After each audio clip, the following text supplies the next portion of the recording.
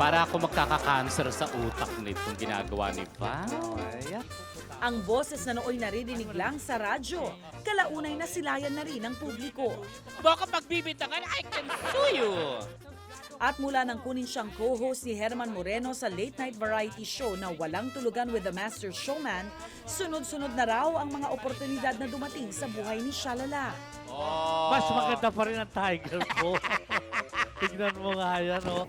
Nabigyan ka ng pagkakataon ni Kuya Germs. Ano yung mga nagsangasangang oportunidad pagkatapos nun? Racket, mami. galore. At saka, tinatawagan si Kuya Jones, kailangan kasama ako. Yung Pang ganun tandem na kayo, oo, tandem package na, deal, oo. kumbaga. May mga guesting hanggang sa yung kauna-unahang Pinoy henyo ng Itbulaga.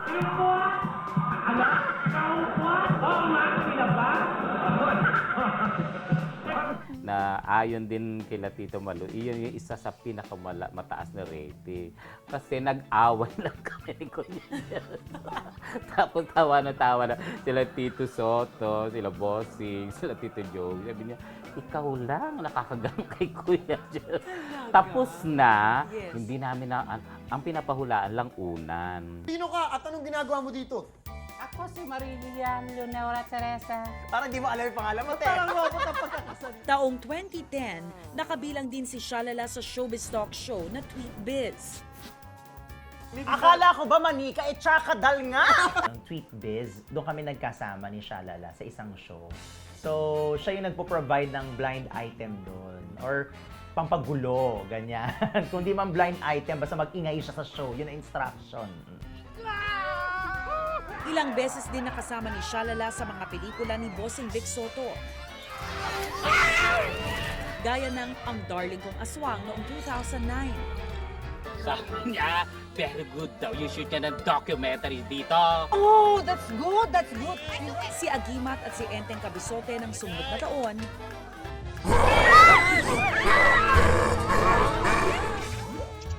At My House Husband, Ikaw Na noong 2011. Siya yung dating manager dito. Doon siya nag-click eh. May ano siya eh, may natural or innate talent siya sa pagdi-deliver, pagpapatawa. So, yung pagiging natural comedian niya ang nakatulong sa kanya.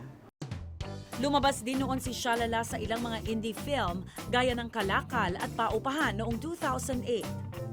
Gumawa na rin ako ng mga indie movie na Ano usually nagiging role mo ba? Kunyari yan, pag indie movies. buga. Manager ng game. Enjoy ka naman. Oo. Nitong taon lang, ipinalabas rin ang pelikulang Etchoserong Frog kung saan siya ang bida.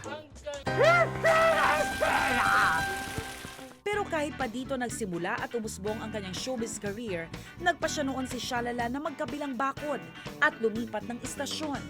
4 years ago, bakit ka umalis? Pinakiusapan ako ni Noel, sabi na gusto kang itry dun sa Juicy pa. Sabi ko, sige. So, nagustuhan nila hanggang sa, sabi niya, baka pwede ka namin doon ako nagpaalam kay Kuya Jen. Tapos yung sinabi ko kay Kuya Jen, yung ibang tao pa nakakaalam, ako pa huli. So, simula nung lumipat ako, hindi na kami nag-uusap. Bumalik ka rito! Aminado si Shalala na sa kanyang paglipat, nagkaroon na ng lamat ang relasyon nila ni Kuya Germs. Gaano katagal kayo hindi? 1 year din. Ang daming nagmi-middleman na mag-usap kan pero ayaw na. Ikaw nag-attempt. Ako yung nag-attempt. Ikaw nag-a-attempt. Ayusin. Ako yung nag-attempt sa kanya. Pumunta. Hanggang sa ngayon, binalik niya ulit ako. Pag mayroong mga pangyayaring gano'n, kumisa, doon yung tampo mo. Pero later on ako, sabi nga may pusong mamuna, kahit na ano nagawa sa akin, nagagawa ko pa rin kalimutan.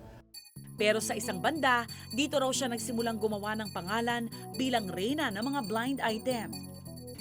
Of course, yung pagba-blind item niya, nilalagyan niya kasi ng comedy.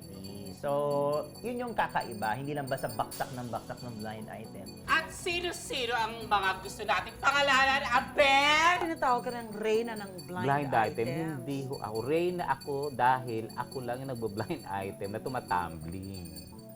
Sumasayaw.